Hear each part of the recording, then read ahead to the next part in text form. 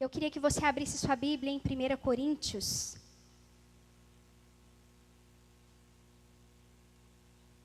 Capítulo 12.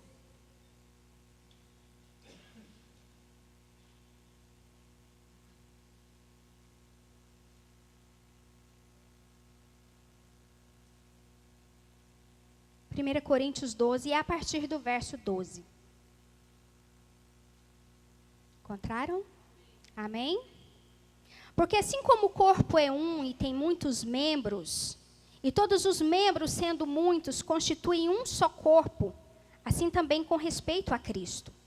Pois em um só Espírito todos nós fomos batizados em um corpo, quer judeus, quer gregos, quer escravos, quer livres. E a todos nós foi dado beber de um só Espírito. Porque também o corpo não é um só membro, mas muitos. Se disser o pé, porque não sou mão, não sou do corpo, nem por isso deixa de ser do corpo. Se o ouvido disser, porque não sou olho, não sou do corpo, nem por isso deixa de o ser. Se todo o corpo fosse olho, onde estaria o ouvido? Se todo fosse ouvido, onde o olfato? Mas Deus dispôs os membros, colocando cada um deles no corpo como lhe aprouve. Se todos, porém, fossem um só membro, onde estaria o corpo? O certo é que há muitos membros, mas um só corpo. Não podem os olhos dizer à mão, não precisamos de ti, nem ainda a cabeça aos pés, não preciso de vós. Pelo contrário, os membros do corpo que parecem ser mais fracos são necessários. E os que nos parecem menos dignos no corpo, a estes damos muito mais honra. Também os que em nós não são decorosos, revestimos de especial honra. Mas os nossos membros nobres não têm necessidade disso. Contudo, Deus coordenou o corpo, concedeu muito mais honra àquilo que menos tinha, para que não haja divisão no corpo. Pelo contrário, cooperem os membros com igual cuidado em favor uns dos outros, de maneira que, se um membro sofre, todos sofrem com ele. E se um deles é honrado, com ele, todos se regozijam. Queridos, eu acho muito interessante que o Senhor, Ele usa a figura da igreja como corpo. Porque nós podemos entender muito bem as coisas espirituais olhando para as coisas naturais. E o funcionamento do nosso corpo mostra como deve ser o funcionamento do corpo de Cristo. O nosso corpo, ele é feito de vários membros, de vários órgãos, cada um com seu propósito, cada um com a sua função, cada um com a sua importância, cada um colocado no seu devido lugar para funcionar como ele foi colocado ali para isso. Mas o que é mais lindo no corpo é que, por mais importante que cada membro seja, ele não funciona sozinho. Por mais importante que o meu coração seja, ele não funciona sozinho. Ele precisa de todo o meu corpo para que ele funcione. Por mais que eu não goste de algumas partes do meu corpo, como eu não gosto do meu dedinho do pé, mas ele é importante. Ele é muito importante. Há um estudo, isso aqui eu estou dizendo para você o que eu li, que o equilíbrio do corpo está no dedinho. Então, por pior e mais feio que seja o meu dedinho, eu preciso dele. É um membro que para mim eu olho e falo, gente, já não tem pé. E ainda coloca-se um dedo nesse pé que não colabora. Né? Serve para bater na quina dos móveis. Mas eu preciso dele. Eu preciso dele. Diz-se que a mão, ela perde 50% da sua força quando se perde um dos dedos. Então, às vezes você pensa, eu tenho 5 dedos. Então, tirando um não vai fazer tanta falta. Mas a metade da força da mão vai-se embora quando tira um dedo. Isso mostra a importância dos membros ligados um no outro. E por mais que o meu dedo, por mais que a minha mão seja importante para mim, sem o meu braço, ela não funciona. Sem o meu tronco, ela não funciona. Você não vê uma mão entrando naquela porta, em nome de Jesus nunca veremos. Uma mão entrando naquela porta e sentando, vou assistir um culto. Você não vê, você vê um corpo entrando. O corpo depende, um membro depende do outro. E às vezes é muito bonito a gente falar isso, né? É muito assim, gente, como é lindo o corpo, a mão precisa do braço, o braço precisa do tronco. Ah, que lindo, até a gente viver algumas situações onde nós precisamos realmente amar o nosso dedinho. Onde nós precisamos realmente entender que nós precisamos uns dos outros. E não é em vão que o Senhor nos chama de corpo de Cristo, porque Ele quer nos ensinar que nós precisamos uns dos outros. Que nós não podemos ser uma mão solta por aí. Se eu corto a minha mão, em poucas horas, ela perde a vida. Em poucas horas, a vida que está na minha mão, ela se perde se eu cortá-la. E por que muitas vezes, no corpo de Cristo, nós achamos, eu posso ser um membro independente. Eu posso ser um membro que funciona sem nenhum outro membro ligado a mim. E às vezes nós falamos tanto sobre a unidade, mas naquilo que me é conveniente. Aquilo que me é conveniente, então eu vivo o corpo de Cristo. Mas quando é alguém que pisa no meu calo, não. Esse aqui não faz parte do corpo. Esse aqui para mim, não. Esse aqui não. Esse aqui não. Essa parte do meu corpo, essa aqui, ela não me agrada. Então eu vou cortar. Você faz isso no seu corpo? Por mais que tenha algo que não te agrade, eu não faço. E por que no corpo de Cristo, muitas vezes, nós nos sentimos no direito de cortar, de excluir, de tirar alguns membros? E esse texto fala que alguns membros, por mais que eu considere que não tenha valor, ele tem valor. Ele tem importância. Ele tem um funcionamento. Você é parte do corpo de Cristo. E você tem uma função. Você tem um propósito. Eu tenho uma função e eu tenho um propósito. Mas você precisa de mim e eu preciso de você. Para que este corpo funcione. E se tem um texto na Bíblia que para mim ele é muito forte quanto à unidade. É lá em Gênesis 11. Eu gostaria que você abrisse lá comigo. Gênesis 11.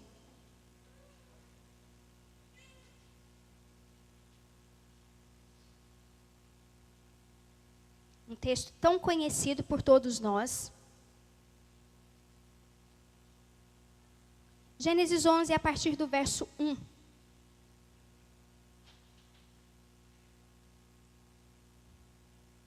Encontraram? Amém?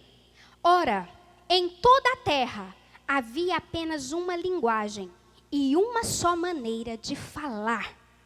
Sucedeu que, partindo eles do Oriente, deram em uma planície na terra de Sinar e habitaram ali.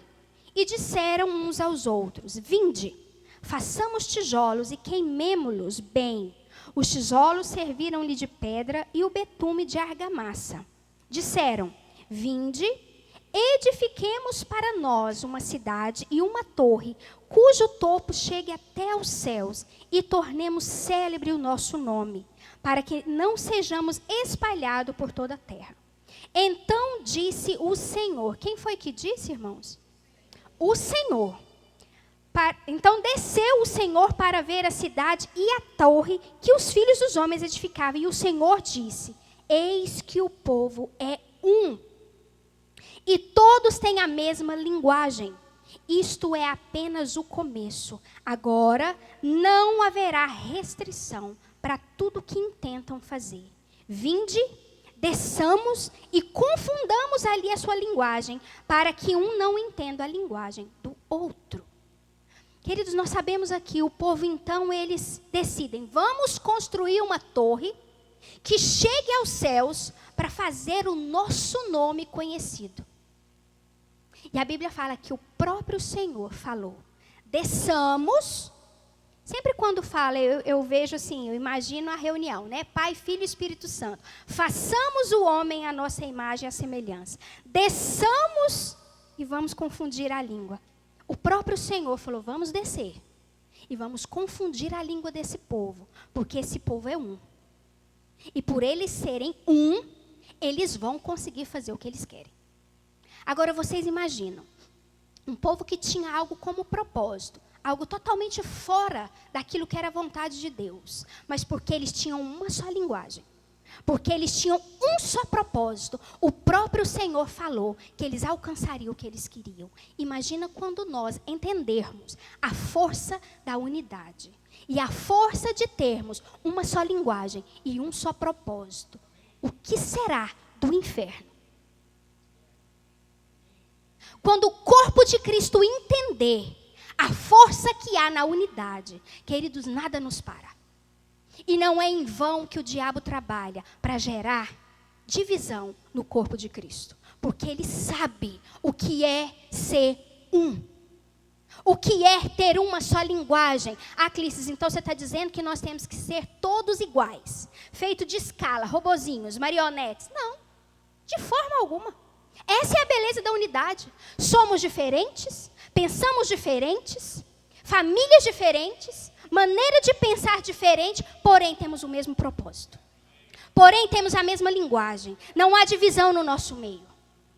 Não aceitamos que haja divisão no nosso meio.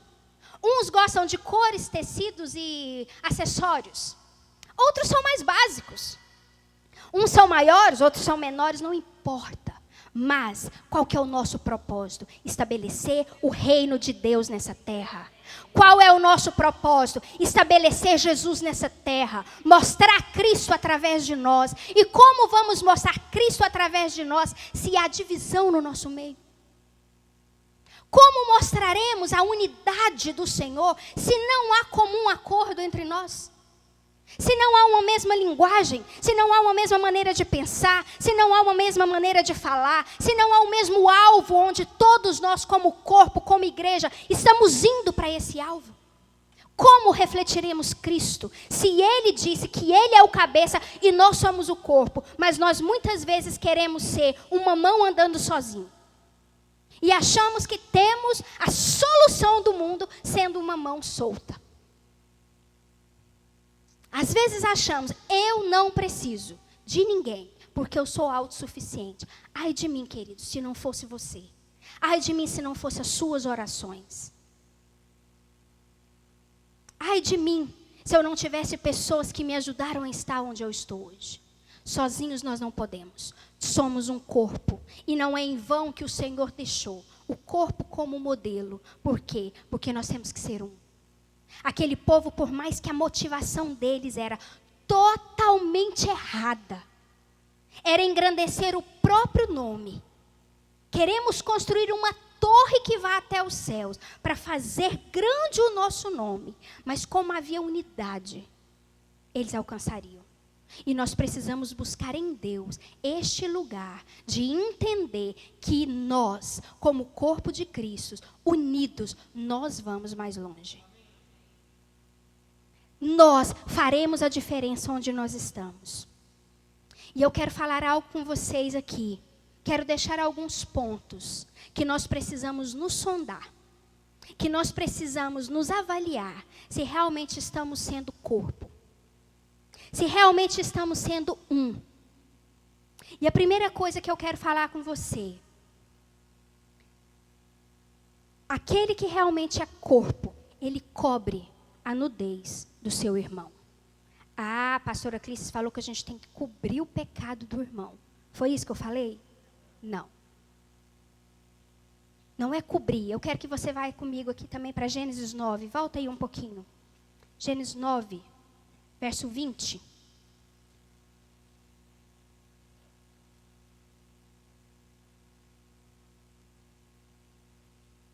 Depois do dilúvio, Noé desce da arca com sua família. Aí no verso 20. Sendo Noé lavrador, passou a plantar uma vinha. Bebendo do vinho, embriagou-se e se pôs nu dentro de sua tenda. Cão, pai de Canaã, vendo a nudez do pai, fê-lo saber fora a seus 2 irmãos. Então, Sem e Jafé tomaram uma capa, puseram-na sobre os próprios ombros de ambos e andando de costas, rostos desviados, cobriram a nudez do pai, sem que a vissem. Queridos, Noé agiu de forma correta? Não. Noé planta-se uma vinha depois do dilúvio e ele se embriaga com ela. E porque ele se embriagou com ela, ele ficou nu na tenda. Só porque um dos seus filhos, Cão, quando viu que o seu pai estava nu na tenda, ele saiu correndo lá para os outros irmãos. Papai está nu na tenda. Papai bebeu todas, está lá na tenda. Vai lá para vocês verem o estado que está o papai. E a Bíblia fala então que Sem e Jafé, eles entraram na tenda de costas, para não ver a nudez do pai. Irmãos, nós precisamos como corpo, cobrir uns aos outros. Não estou falando de cobrir pecado, de aceitar pecado. Pecado, a gente ora, a gente exorta, mas com a pessoa. A questão é que muitas vezes eu sei de algo do meu irmão e daqui a pouco toda a igreja sabe. Todos nós temos fraquezas. Todos nós temos nudez. Todos. Quantos, irmãos? Todos, inclusive essa que vos fala. E se vocês ainda não conhecem algumas das minhas fraquezas, logo eu me apresentarei para vocês. Por quê? Porque somos humanos. Todos nós temos fraquezas. Todos nós temos momento de nudez. E como corpo, nós precisamos aprender não a expor a nudez do irmão, mas a cobrir a nudez, em oração, em ser apoio, em ser aquela pessoa que vai ajudar aquela pessoa a se cobrir. Agora, às vezes, nós chegamos no irmão e falamos assim, nossa, eu estou tão triste. É mesmo, irmão? Por que você está tão triste? Você não soube o que aconteceu com o irmão? Não soube. Ah, se eu pudesse te contar. Ah, não, então já que você não pode me contar, deixa. Não, mas eu vou te contar para você orar. Eu só vou te contar, eu só vou expor a situação do irmão para que você ore. Não, irmão. Tem hora que a gente não quer oração do irmão, coisa nenhuma. A gente quer expor o irmão mesmo. Talvez em nome de uma espiritualidade que eu estou pedindo oração pelo irmão, eu estou ali até com a língua coçando de vontade de expor a fraqueza do meu irmão. E isso não é ser corpo. Porque lá em 1 Coríntios nós lemos que quando uma parte do corpo sofre, todo o corpo sofre. Quando o irmão tem fraqueza, todo o corpo tem uma fraqueza. Quando uma parte do corpo é honrada, todo o corpo é honrada. E como corpo, nós precisamos ajudar o irmão que está do meu lado a vencer as fraquezas. É uma fraqueza que ele tem, então o meu papel é ajudá-lo na fraqueza dele, porque vai chegar um momento que eu vou precisar de alguém para me ajudar nas minhas fraquezas. E lá em Eclesiastes fala que é melhor serem dois do que um, porque quando um cai, o outro levanta. Isso mostra que vai chegar um momento que a gente cai. Chega alguns momentos que a gente está mais fraco. E aí é a hora que eu preciso de alguém para estender a mão, para dizer, eu estou aqui, conte comigo. Não para expor quem você é, não para expor a sua fraqueza, não para expor a sua nudez, mas para te ajudar, para te cobrir, para ser um apoio para você neste momento de fraqueza. Isso é ser corpo. Isto é ser corpo. E às vezes, quando vem aqui, o salmista ensinou a orar. Senhor, coloca um guarda na minha boca. E como corpo é isso que nós temos que fazer. Senhor, coloca um guarda na minha boca. Quando eu for levantar minha boca para maldizer um irmão, para falar mal de um irmão, para expor a vida de um irmão, Senhor, não deixe. Não deixe que eu fale. Não deixe que saia da minha boca nenhuma palavra onde eu vou expor a nudez do meu irmão.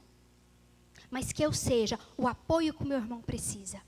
Que eu seja a mão estendida que o meu irmão precisa. Segunda coisa que eu quero falar com você.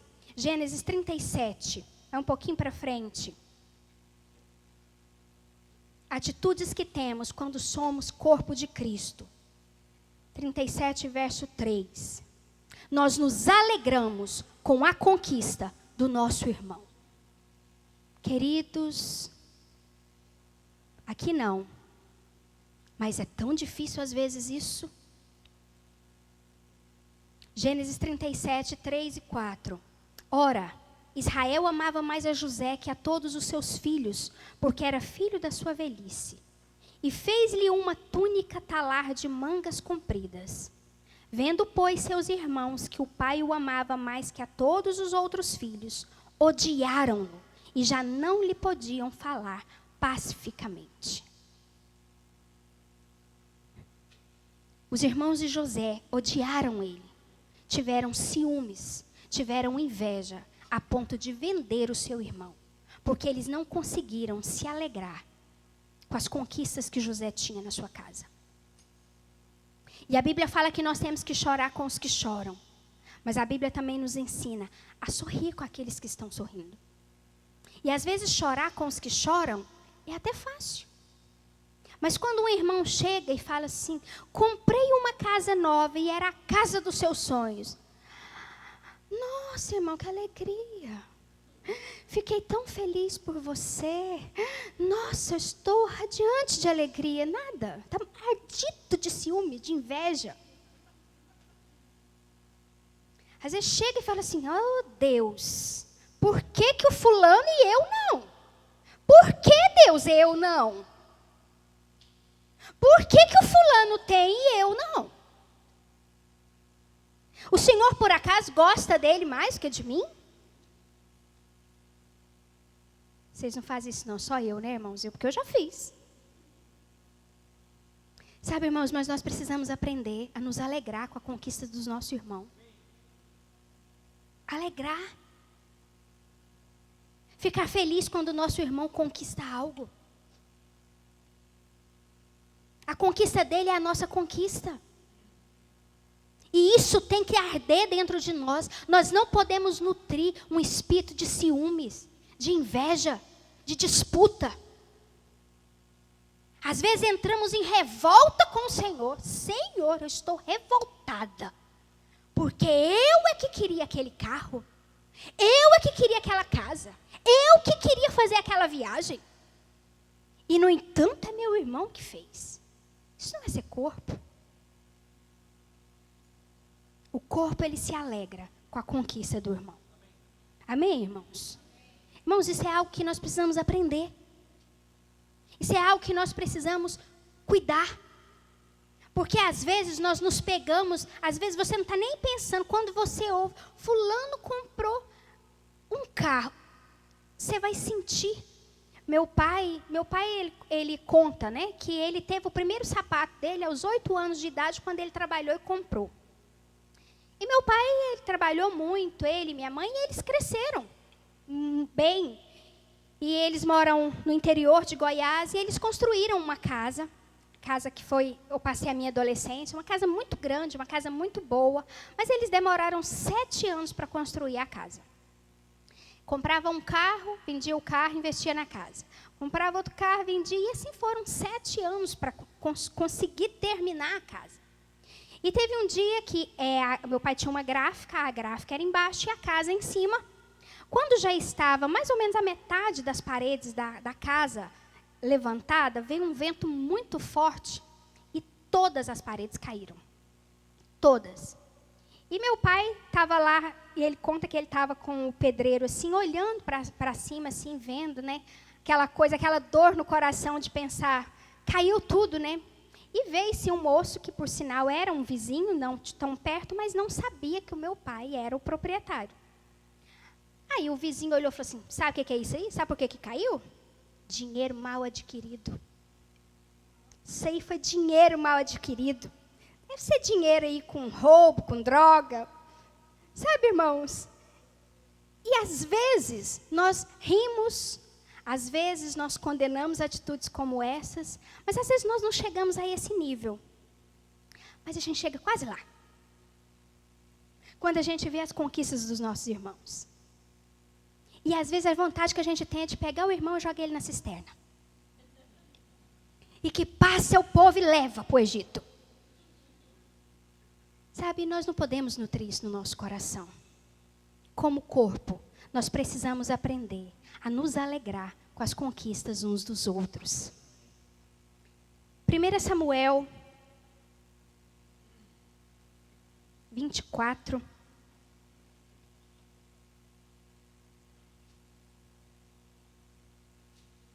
De 1 a 6.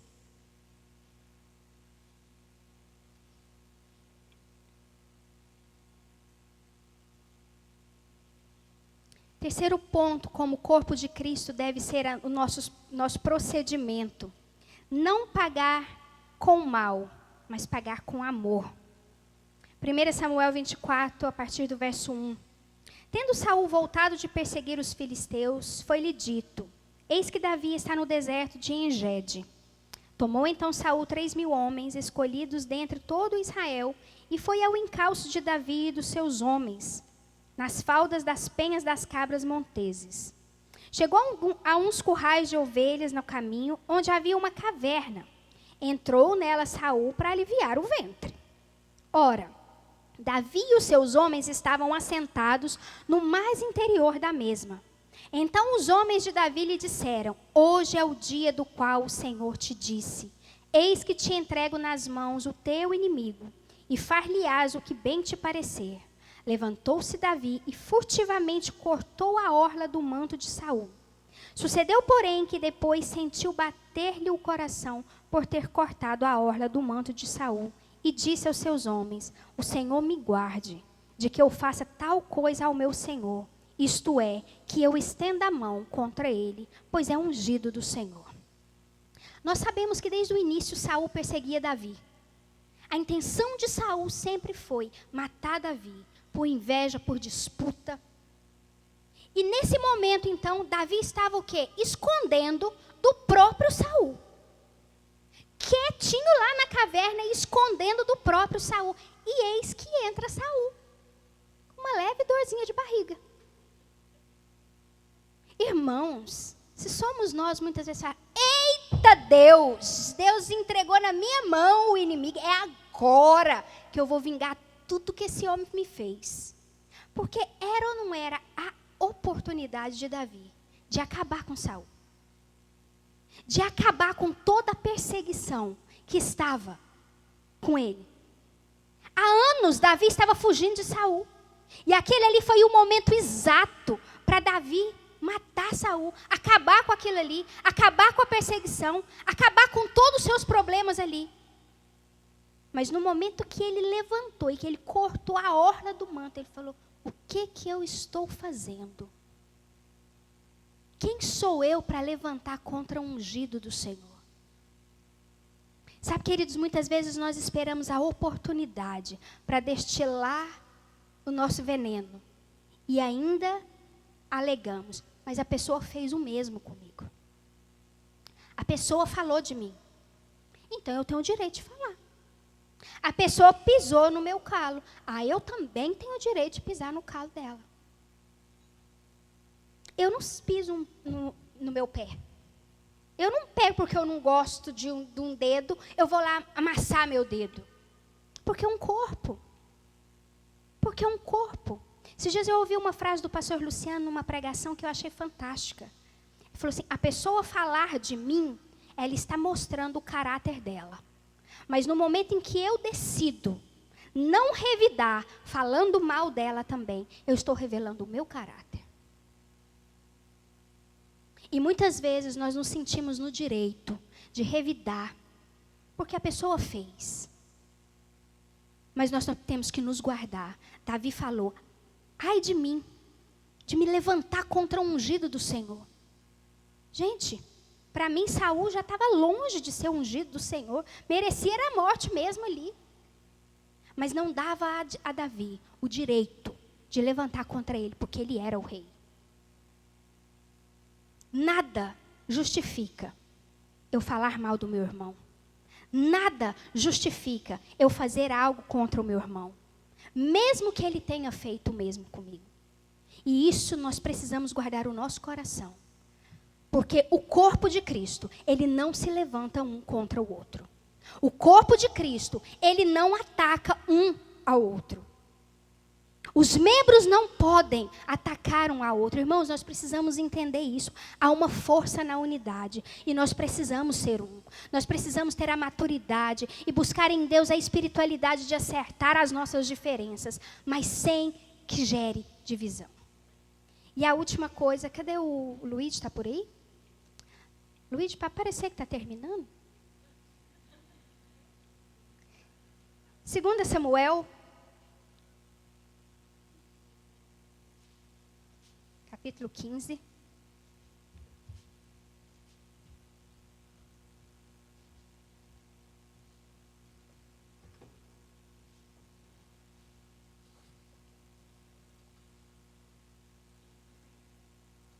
A partir do verso 1. Depois disso, Absalão fez aparelhar para si um carro e cavalos e 50 homens que corressem adiante dele. Levantando-se Absalão pela manhã, parava à entrada da porta e a todo homem que tinha alguma demanda para vir ao rei a juízo, o chamava Absalão a si e lhe dizia: de que cidade tu és?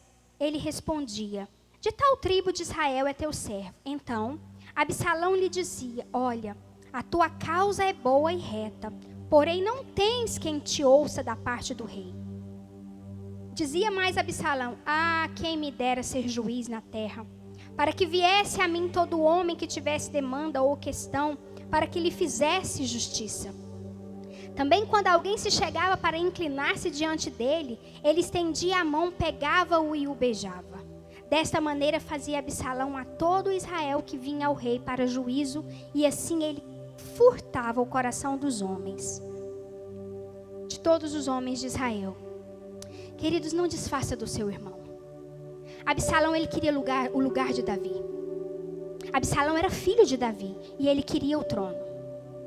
E sabe o que ele fazia? Ele ia para a porta da cidade, e quando as pessoas vinham para apresentar as suas causas ao rei, Absalão ficava lá assim: ah, se eu fosse o rei, eu ouviria você.